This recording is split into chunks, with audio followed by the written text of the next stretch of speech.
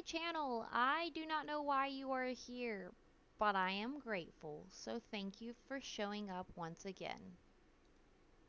Today I'm going to be going over my process of bleaching my overgrown roots and bangs, cutting my undercut and dead hair off, and coloring my hair because it's all just really meh right now, and I would like to fix that.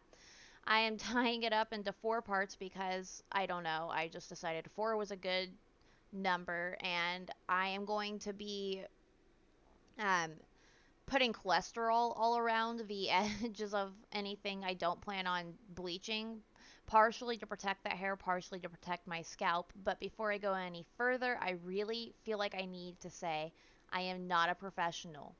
You see this face? This is not the face of a professional. I have no professional training. This is not a tutorial. This is me doing what I do with minimal research. I lied. I've been doing this for like a decade now. Anyways, let's get started.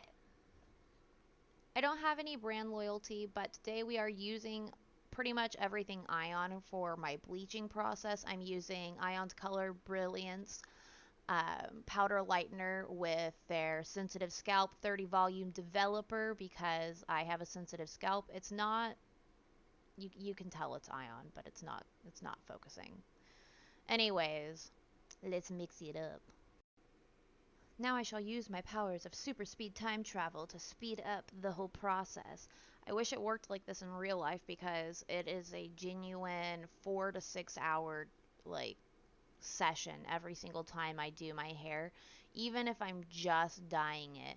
It would take longer on days that I'm bleaching and cutting it too, except I really, really don't like spending more than 6 hours working on my hair, so I just go as fast as I can on some parts, or I just don't let the dye sit as long as it should, which is actually exactly what happened this time, as you will find out later. I'll share the details later. You don't need them right now. Watching myself prep this bleach really brings back memories of the first time I ever had my hair bleached.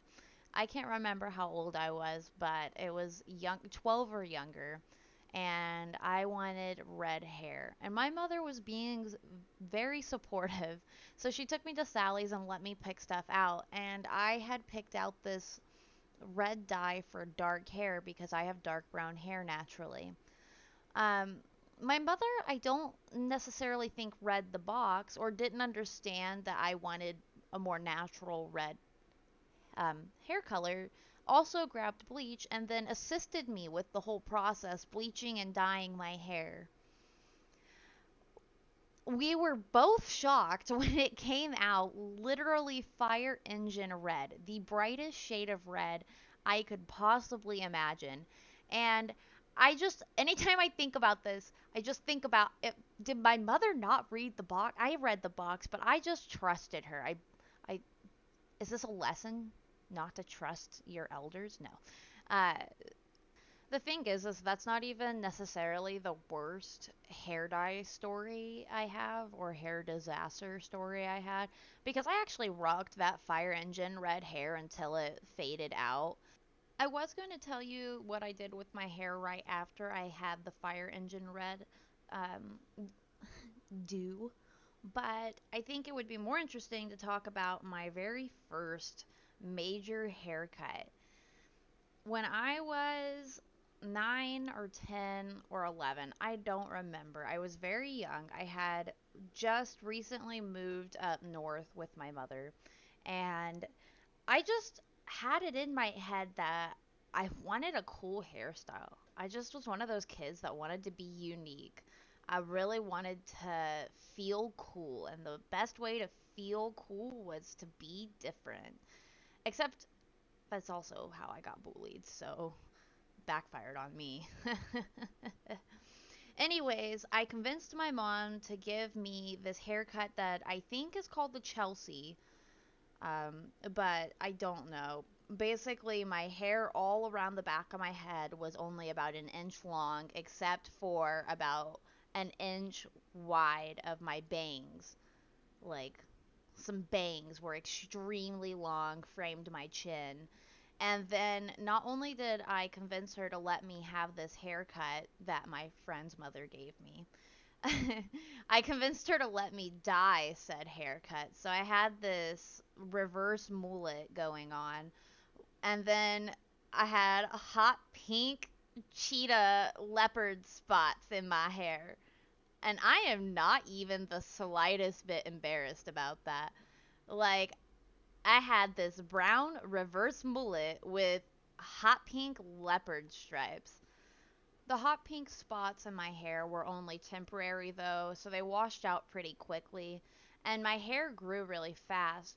But this was actually around the same time I got pulled out of public school, so with there being no chance of bullying, my mother continued to let me do whatever I wanted with my hair, and I had my hair in that hairstyle until that fire engine red experience, at which point I was actually growing my hair out. Right now in the video, I am struggling to cut my hair in a very bad way. Please do not roast me over this. I know that that is not how you cut hair. It was just kind of satisfying. It just felt good cutting off just chunks.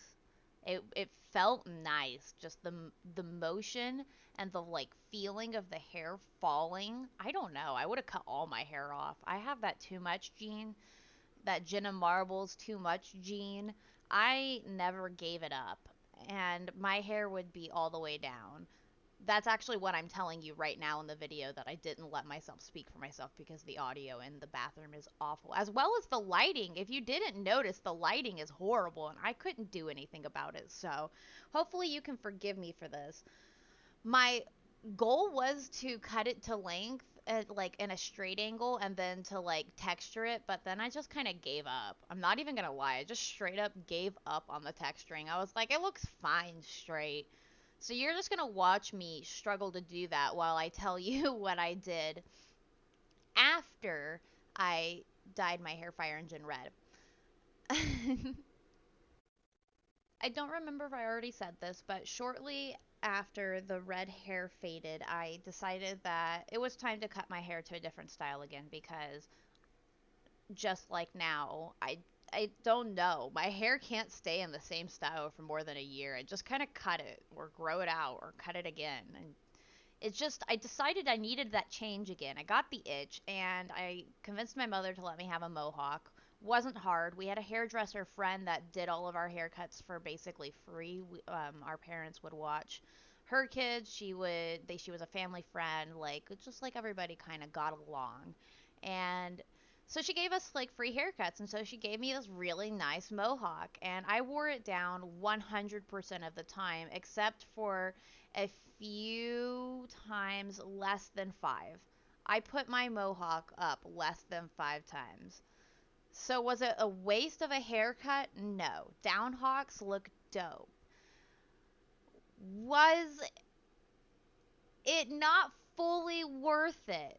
That's probably accurate. So the one occasion I did fully get it up, I put it into Liberty spikes. I had it, and it was 18 inches or so long, and I put it all the way up into, I think it was like 6 or 7 spikes, using like gelatin, like Jello. It was basic Jello, and I used like cherry Jello, I think it was, because it made it red. And I had a couple of pictures. I was like 13 or 14 at this time. I was young. And so, yeah, those pictures are on the internet somewhere. My mom uploaded them to Facebook, the whole shebang. Everything's gone now, but maybe out there in the universe there's pictures of my mohawk.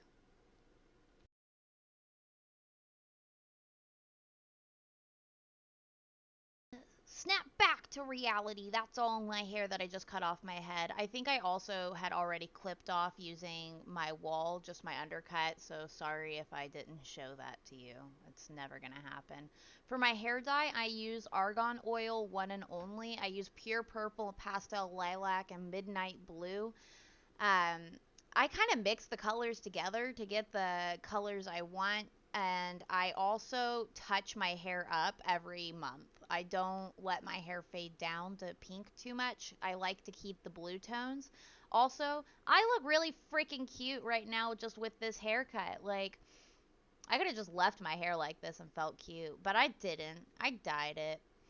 I'm only going to put it up into two parts because there is just a lot we need to get through.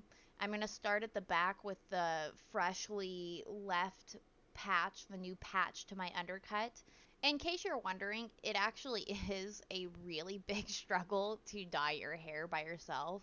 Not so much the front half of your head or anything, but if you have any designs or anything weird going on the back of your head like me, it is very hard. So I just kind of do this weird little chicken dance with my mirrors.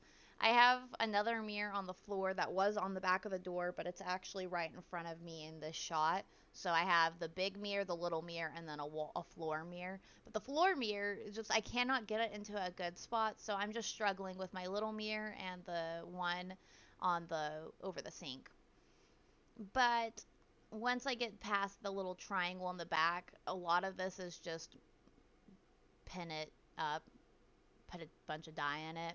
Except I do add these blue streaks, and I've been asked before now on social media too, how do I get two-tone streaks in my hair? And I don't have any footage of me adding the foil, but I just put my hair strands that I want to be the different color. I put it in a piece of foil, I paint it in the foil, and I roll it up and don't let it touch any of the other hair. You can see in these shots the blue base around the edge of the foil because that's a blue stripe. And I don't always get the same exact pieces of hair every time I'm touching up my hair. So my blue stripes will frequently move to different spots around the same area of my head because when I touch it up, I don't always know exactly where I want them to be. So now all I have to do really is wait. I like to wait between 1 and 2 hours to really just let this dye set in. If I could wait longer, I would. It's mixed with conditioner, so I also get a deep treatment. I'm not gonna lie, I straight up forgot to record footage right after. So this is after one touch up of dye already. The blue stripes have moved and they're not as vibrant as they were the first time.